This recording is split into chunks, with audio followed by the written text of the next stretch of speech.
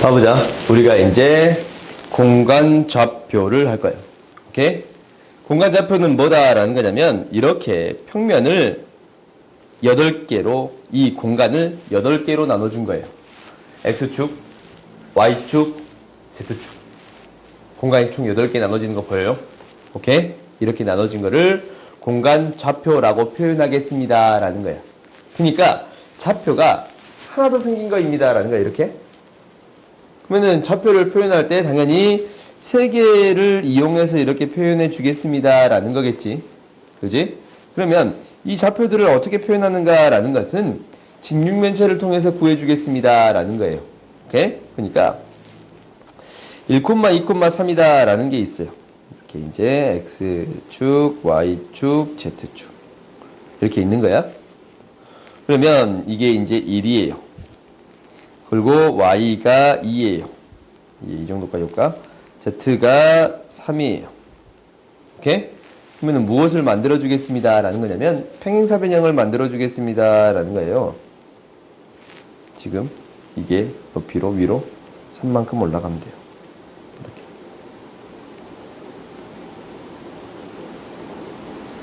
오케이? 이 점의 좌표가 뭐가 되겠습니다? 1, 2, 3이 되겠습니다. 라는 거예요. 오케이? 대부분은 나는 이제 평행사변까지 안 그리고 밑에만 체크하고 위로 그냥 쭉 올려버릴 건데. 오케이? 이렇게 이제 표시할 건데 너희들이 이렇게 확인해 줄 수 있습니다. 라는 거예요. 그러면은 좌표를 평행사변을 통해서 만들 수 있다라는 걸 알았지? 그래요? 그러면 당연히 이 점들을 이동을 시킬 거야. 이동을 시킬 거야. 처음에는 각 축, 각 면에 대해서 수선의 발을 내릴 거고, 이 첫 번째. 두 번째는 얘들을 대칭 이동을 시킬 거예요. 오케이? 그럼 봐봐. 우리가 이제 이러한 점이 있는데, X축에 수선의 발을 내리겠대.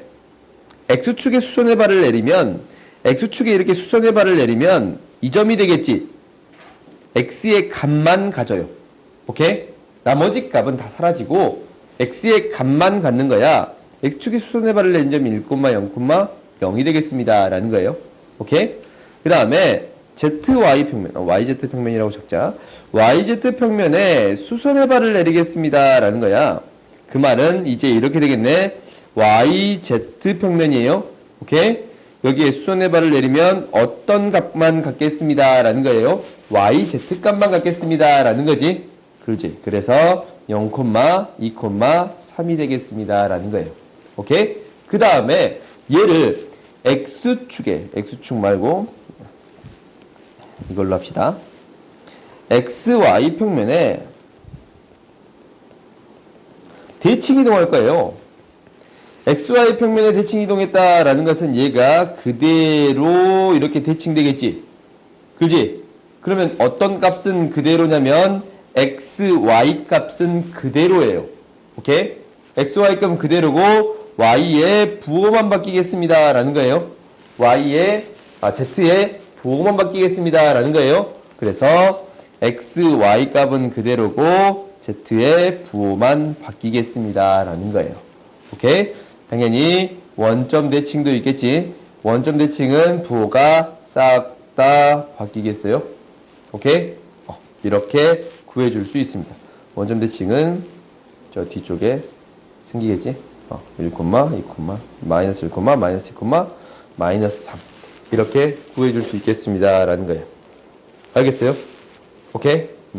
그래서 너희들이 이제 좌표 평면에 대해서는 이렇게 다룰 수가 있어요. 그 다음에 이제 나오는 게 내분점, 외분점, 무게중심이에요. 내분점, 외분점, 무게중심은 어차피 똑같겠지. 앞에서 했던 거랑 어차피 똑같아. 무슨 말이냐면 봐보자. 우리가 이제 봐봅시다.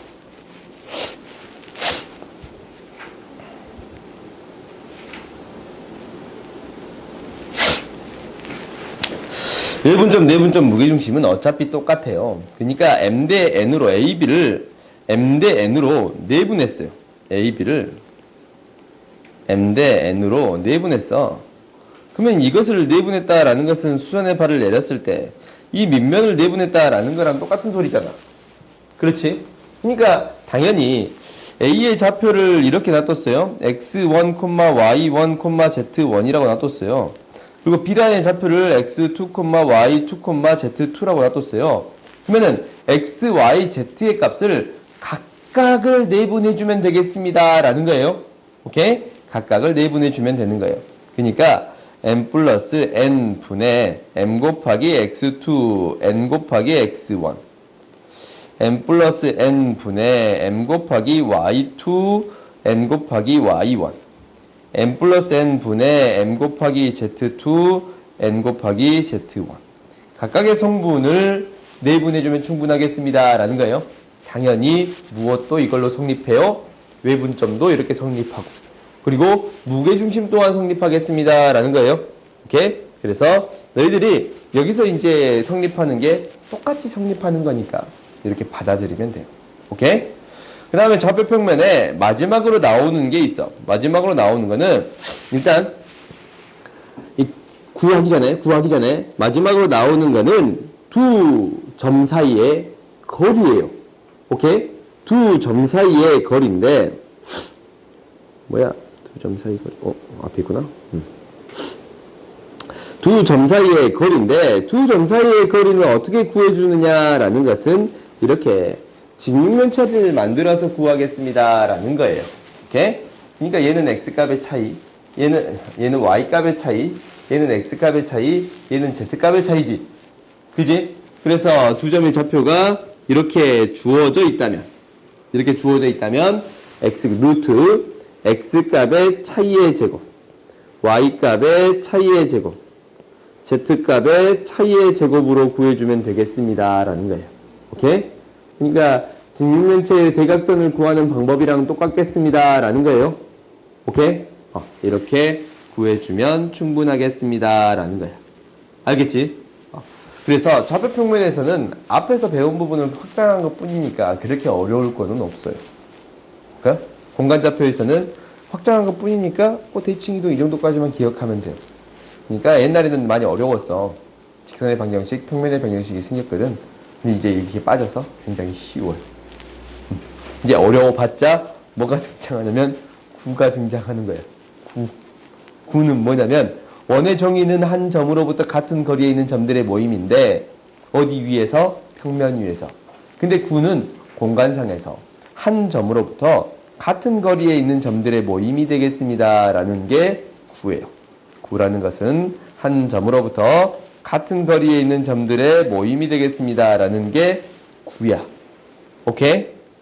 그래서 얘를 공식으로 세워주면 당연히 x-a까지 떨어진 거리, 이 거리가 항상 일정하겠습니다. 라는 거예요. 이게 구의 방정식이에요. 오케이? 알겠지? 근데 너희들이 이제 이것만 아는 게 아니고 당연히 어떤 것들이 등장하냐면 어떤 평면에 대해서 잘릴 수 있더라 라는 거야. 구가 잘리면 뭐가 생겨요? 원이 생기지. 그지? 그러면 예를 들어서 한번 봐보자. 예를 들어서 봐보면 이렇게 구가 잘리면 원이 생기겠습니다. 라는 건데 나는 이런 공식이 오는 거를 별로 안 좋아해. 안 좋아해. 너희들 그림에서 생각해보고 어떻게 생길 건가 라는 것을 한번 해볼 거야. 뭐냐면 우리가 이제 이렇게 한번 해봅시다. 우리가 구의 방정식의 x 마이너스 잠깐만 뒤에 있겠지. 문제로 있는 걸 봐보자.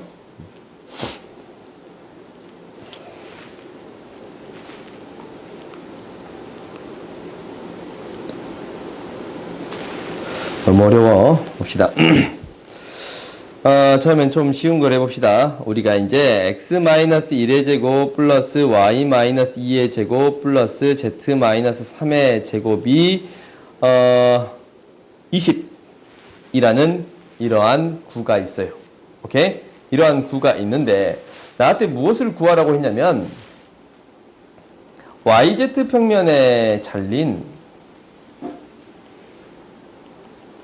도형의 넓이를 구해주세요 라고 했어요. 오케이? 그러면 그 도형의 넓이는 실질적으로 뭐가 되는 거니까? 원이 되는 거니까 반지름만 구해주면 되겠습니다 라는 거예요. 그러면 이제 한번 도형을 생각해보자. 우리가 x, y, z 이렇게 있어요. 1, 2, 3이에요. 오케이?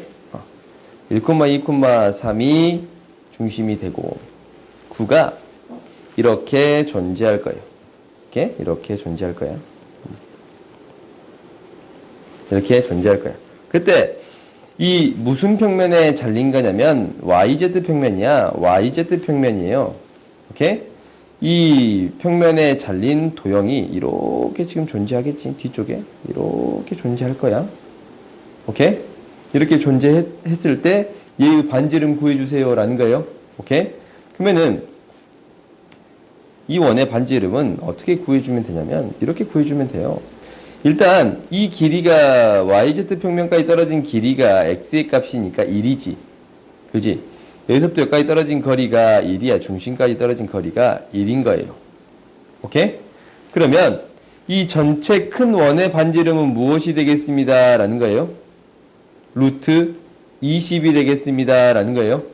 그러면 이 단면적에 생기는 반지름 구해줄 수 있어요 없어요? 있지. 그지? 이게 빼주는 거니까 루트 19라고 구해줄 수 있겠습니다 라는 거예요. 그래서 19파이 이렇게 구해줄 수 있겠습니다. 항상 머릿속으로 도형을 생각해 보거나 아니면 그림을 그려보는 연습을 하세요. 오케이? 공식으로 기억하는 것보다 이렇게 기억하는 게 너희들한테 훨씬 더 효율적이야. 알겠어요? 오케이? 그래서 여기에서 단면적의 넓이들을 구해줄 수 있겠습니다 라는 거예요. 오케이? 그러면 뒤에 있는 문제들도 한번 봐보자. 봐봅시다. 우리가 이것을 지나고 XYZ 평면에 동시에 접한대. 그러면 우리가 이제 도형을 생각을 해보면 XYZ에 동시에 접하는데 이 만나는 점이 1,1,2잖아. 그러면은 X도 양수, Y도 양수, Z도 양수 파트에 이쪽 파트, 다 양수인 파트 쪽에 있겠습니다 라는 거예요. 그래요? 그러면 우리가 이제 9가 이렇게 생길 건데 다 접하게 된다면 이 중심의 좌표는 뭐가 되겠어요? 중심의 좌표는 R, R이라고 놔둘 수 있겠지. 그렇지? 그리고 반지름 길이도 뭐가 돼요? R이 돼요. 그래서 9의 방정식은 x-r의 제곱, y-r의 제곱, z-r의 제곱이 r의 제곱이 되는 건데 1,1,2를 지나는 r의 값 구해줄 수 있어요 없어요? 있지? r값 2차 방정식에 당연히 2개 생기겠지? 그러면 큰 원까지 중심으로부터 큰 원, 중심까지 떨어진 거리 구할 수 있어요. 오케이? 루트 3r이지? R이니까.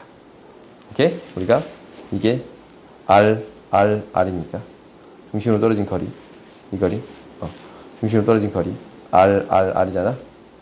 정육면체잖아. 그래서 루트 3R 이렇게 구해줄 수 있습니다 라는 거예요. 오케이? 그 다음 뒤에 문제를 봐봅시다. 뒤에 문제는 XY 평면에 다른 단면의 반지름 길이가 5, 6, 7이래. 9의 반지름 길이 구해주세요 라는 거예요. 오케이? 그러면 우리가 이제 어떻게 생각해 줄 수 있는 거냐면 단면적이 어떻게 생길까라는 생각을 한 번씩 해봐. 직접 한번 생각을 해보면 지금 단면적이 여기에 XY 평면의 반지름이 5야. 이 반지름이 5야. 그렇지?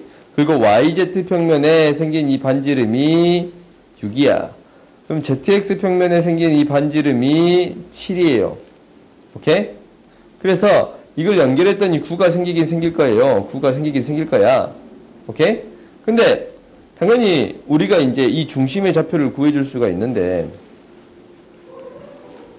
중심의 좌표를 구해줄 수 있는데 중심의 좌표를 통해서 이제 한번 생각을 해보자.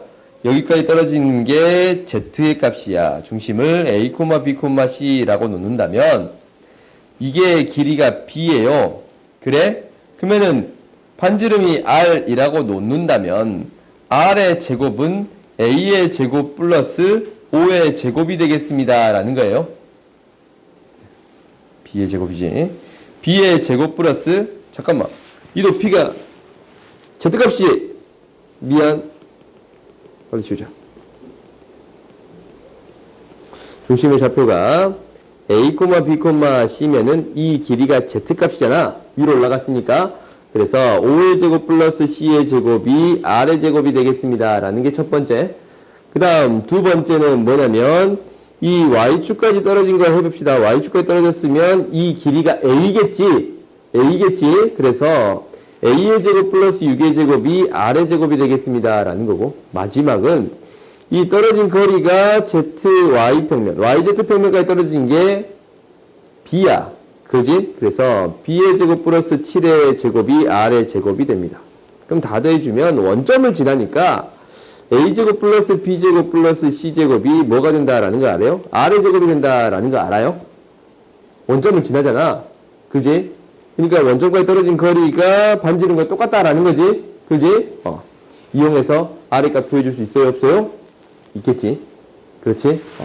그래서 너희들이 직접 그림을 그려보고 판단해주세요 라는 게 너희들 목표가 돼야 돼. 이건 너희들 항상 기억해줘야 돼. 알겠지? 구에 대해서는 평면을 한번 잘라보고 반드시 직접 그려보세요. 아, 이렇게 생기겠구나 라는 것을 판단한 다음에 해결해주세요 라는 거예요. 알겠지?